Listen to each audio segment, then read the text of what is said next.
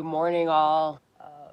I know I just posted some heavy stuff that needs to be solutioned up. Um, Drink your coffee. No, but I hope you guys are doing well. I hope you found time to just reflect. I'm just giggling in the bathroom, like always, about, school in general. And I was just kind of laughing because, so check this out. So, like, in high, like you normally want to play, and when you get home from school you have playtime and stuff outdoors with your girlfriends, your friends in the neighborhood. And I remember some of the good things that we had, growing up in the 80s. And um, so I was like the type of person, like, my friends would always make fun of me in high school because we had 7 classes to go to, starting at 7:25 a.m. up till like 2:30 p.m. We had 7 classes to go to, each about, I think, 45 minutes long. So, you'd go to and from your locker to get your books and your supplies for that next class. Well, I was the person that always, like, be so focused on what I just learned, and then moving forth on, okay, do I need to talk to this person about whatever, or, and then, okay, now I have 5 minutes in between classes. So I just put all my books, all 7 books in my backpack. But I was like 110 pounds wet. So I had this huge backpack like behind me, and my friends were like, "What the hell are you doing, yo? That's some heavy weight." So some of my guy friends would be like, "Yo, let me walk you to your locker. Let me carry your bag." Yo, I give it to them. They're like, "Whoa, what the hell, yo? You walk? What's wrong with you? You walk with that shit 24/7 like it ain't nothing." I just thought it was funny.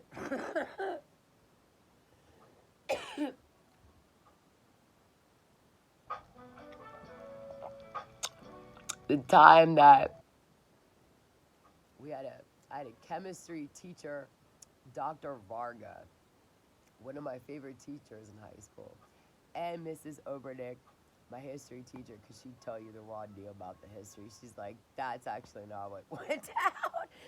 And actually, I had lunch with her a few years ago here in Leesburg.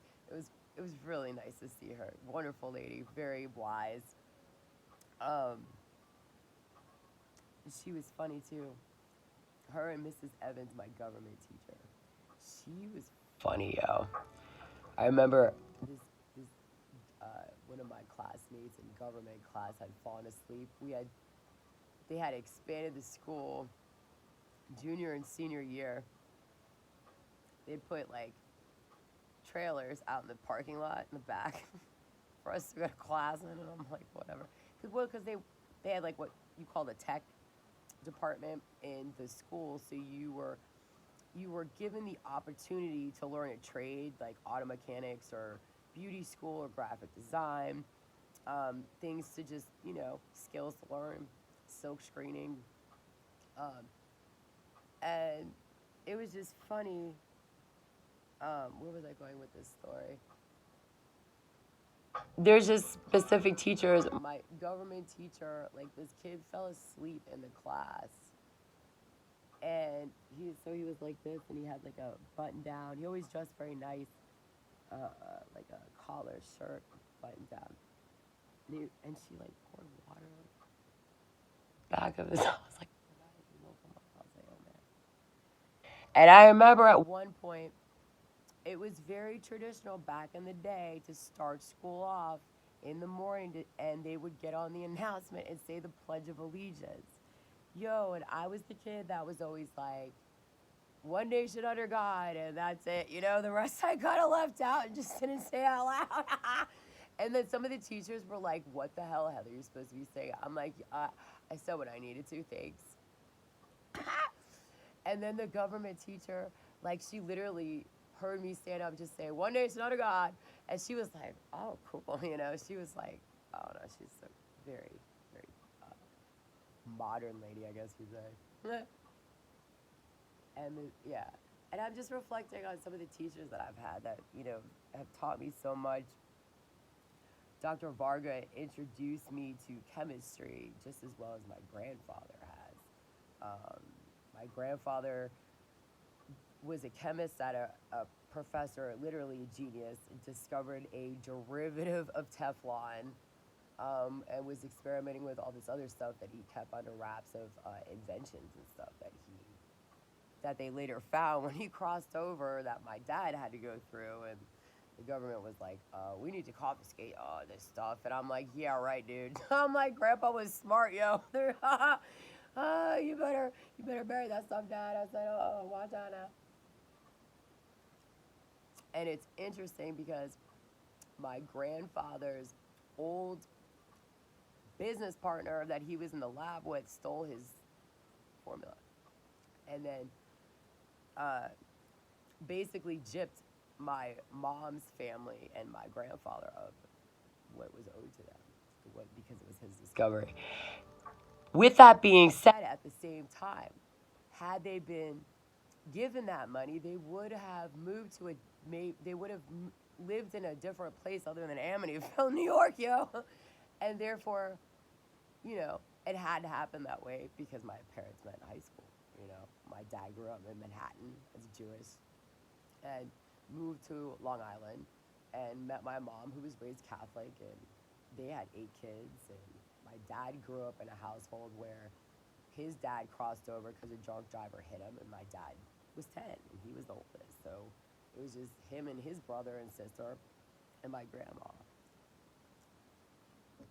And I find it very, very interesting that people that throughout this um,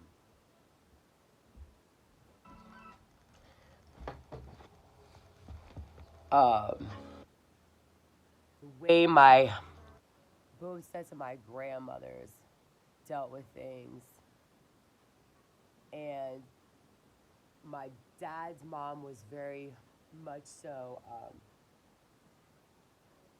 What do you want for breakfast? Cool Whip. All right, cool. Knock yourself out. Here's a spoon, yo. Have fun. Put on some cartoons. Enjoy yourself. Meanwhile, like those sounds, those horns from like the BOMs things, the warnings back in the day in the 80s would be going off, and I'm sitting there eating my Cool Whip, like, and it almost felt like I was just at home. I was like, whatever, it's another noise. It almost was comforting. Isn't that weird? How ironic. So like, what they call La La Land. They never called me Heather in my family. They always called me Lala because I was always like bouncing around with my curls, just la la la la la, easy going all the time, from the whole time, even as an infant. So my other grandmother, and both were very spiritual.